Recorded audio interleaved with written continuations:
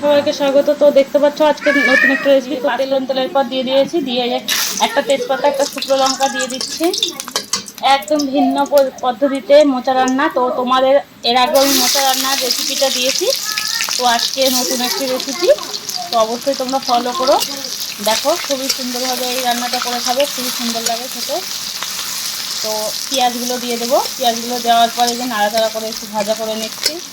মোচাটা তোমাদের আগে কাটা আমি দেখিয়েছি অন্য একটা ভিডিওটিতে, তো তোমরা দেখে নিতে পারো। তো মোচাগুলো কেটে আমি একবারে সেদ্ধ করে নিয়েছি, লবণ হলুদ দিয়ে একদম রেডি করে নিয়েছি।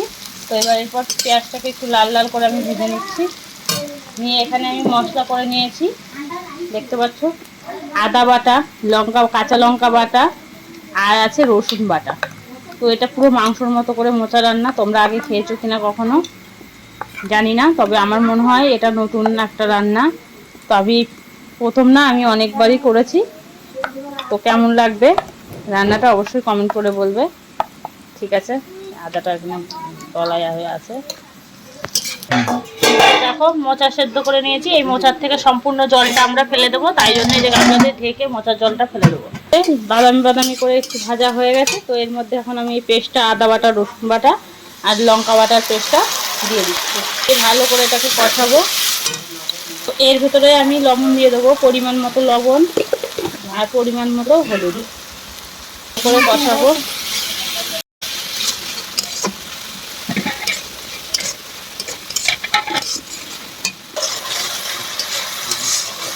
এই যে ভালোভাবে কষায় নিচ্ছি, দেখতে পাচ্ছ তেল ছেড়ে দিয়েছে। তেল ছেড়ে দেওয়ার পরেও আমি একটু কষাবো ভালো করে, যাতে পেঁয়াজ রসুনের কাঁচা গন্ধটা না থাকে।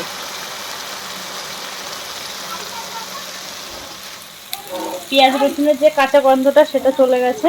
এখন মশলাটা কষানোর পর এই যে আমি মোচাটা দিয়ে দিচ্ছি, পুরো মোচাটা দিয়ে দিলাম, দিয়ে ভালো করে নাড়াচাড়া করে মশলাটার সাথে ভালো করে এটাকে অ্যাডজাস্ট করে নাড়াচাড়া করে।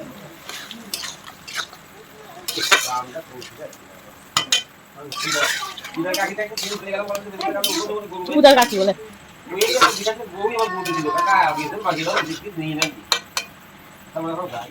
এখানে আমি গরম মশলা ও জিরে বাটাটা দিয়ে দিচ্ছি, দিয়ে এটাকে ভালো করে নাড়াচাড়া করে নিচ্ছি।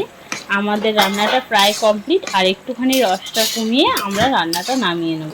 তো কেমন লাগলো আমাদের এই রান্নাটা অবশ্যই কমেন্ট করে বলবেন। আপনারা যদি আমার চ্যানেলে নতুন হয়ে থাকেন, তবে সাবস্ক্রাইব যদি না করে থাকেন অবশ্যই সাবস্ক্রাইব করে দেবেন এই সুন্দর সুন্দর রান্নাগুলো পাওয়ার জন্য। আজকের রান্না এই পর্যন্তই, আবার অন্য একটি রান্নাতে আপনাদের সঙ্গে দেখা হবে।